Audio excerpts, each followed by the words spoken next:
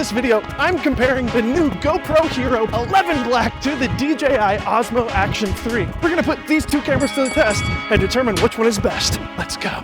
So one of the coolest features on this new GoPro is the full 360-degree leveling. I'm completely flipping the camera around 360 degrees and it's keeping us completely level. That's pretty nuts. Whereas on the Action, they also have horizon leveling, but only about halfway through. Once I go about 90 degrees, it starts flipping. But this is fine for like if you're riding on a motorcycle or something and you're staying fairly level. The GoPro in this mode is also a bit more punched in than the Action 3. I'm holding both cameras at the exact same distance. The Action is a bit wider. You can see the Batman building a lot clearer. So we got horizon lock on both of these, but the GoPro is now shooting 10-bit in the flat picture profile. So we should be able to see a little more latitude. Look at that nice stabilization. Let's see how good those clouds are held. Very contrasty scene. And then moving over to our cameraman today, Julian. Looks like both cameras are holding a lot of the detail on the GoPro in particular. Look at that. It's holding all the clouds. And then even when I go to this brick, it's still there. Big old barge. I wanted Chris to feel how amazing this stabilization is right now as a cinematographer. Isn't that nuts? Yeah. So we're using the 5.3K. With the horizon leveling on the GoPro. 10-bit Pro Tune is what they call it. I am turning these Action cameras on and off as we shoot because unfortunately battery life still is an issue with these cameras. You get about an hour if you're lucky. But the GoPro does have a new power saving feature, which the Action does not. It does lower the quality of your video a bit, but it turns off some of the switches that burn a lot of battery. So if you're in a pinch and you need a lot of battery life, do that. Otherwise, carry around one of these. This is just a little battery pack. So as I'm shooting, if I run out of battery, I could plug it in over USB-C, charge it, or obviously have more batteries on you. One of the coolest features of the new DJI Action 3 is this amazing little battery case that they ship with the higher end packages. It's like an AirPods case. It doesn't charge it in it, but if you use a little portable battery pack like this, you can actually plug it in over USB-C, keep this in your bag, and then you can just cycle through batteries as you burn them out. And then as you're shooting, it's actually charging up your dead batteries. And with the green and red lights, it tells you which one is charged and which one is dead. I wish GoPro made something like this because I really like this feature with the Action. I will say, as I'm looking at these two screens, the Action 3 is much brighter than the GoPro. This really is kind of the perfect vlogging camera because I can totally see myself. It's nice and stable, and the quality doesn't look too bad as long as you're in good lighting. Ah, it's so bright. Ah, there's Chris. Now the Action 3 does have a 4x3 mode, but it's nowhere near as tall as the GoPro, as you can see in this shot here. And I believe that this is the new trend of all cameras moving forward.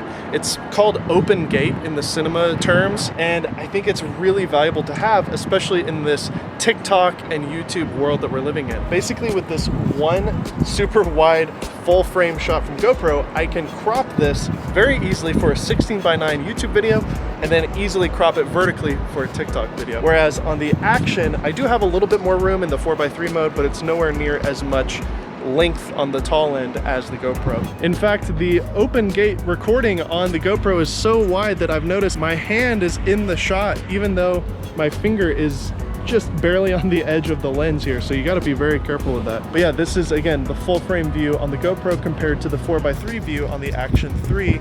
Just look at how much more vertical space I get on the GoPro. This means that you can crop later and just shoot everything when you're actually out and about. Another win for the GoPro in my book. So as you can see, some of the footage that we're rolling here in the forest, you can really see that the noise level on the Action 3 is a little bit higher than the GoPro, but both have great stabilization, great color science. In fact, Chris was mentioning that he preferred the color science just off the back of the screen of the Action 3. And I'd actually be curious to hear your thoughts down below on which one you like more. But beyond the image quality and usability of these things, I want to talk about the actual hardware of both of these these units. The Action 3 has this little clamping system for their mounting system, which allows you to quickly and easily magnetically clip on the mounting points on the action camera. But the GoPro actually has the teeth built into the camera itself, just like so. So you don't actually have to carry around anything additional. If you have GoPro mounts, it'll just mount right on there. You don't have to mount anything to the camera itself. Whereas the Action 3, you have to use their little clamping system, which one isn't better than the other. I actually really prefer the Action 3 because it's such a quick release system. I really like that, and I've seen a lot of great use cases of that. Also, as I'm using both of these, I do prefer the Action 3 front-facing screen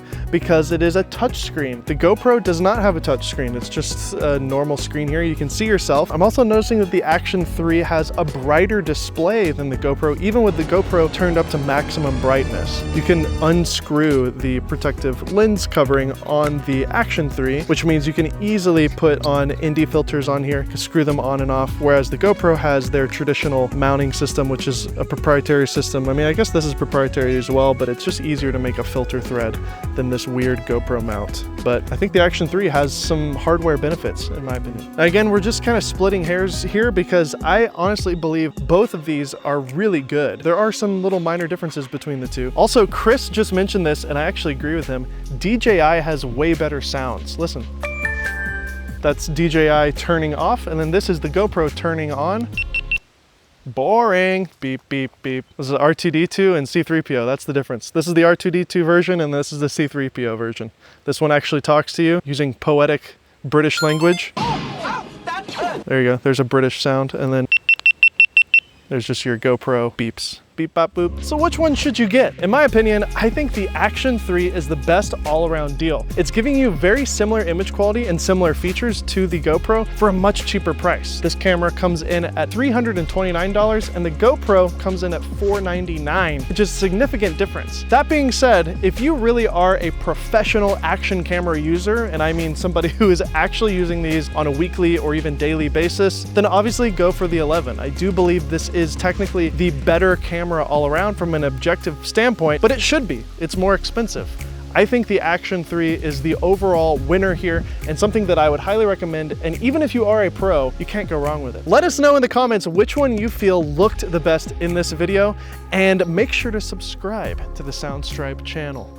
Watch this video too if you enjoyed this one. I'm Dave Mays. See you next time. We'll be right back after this word from a mention of your sponsors.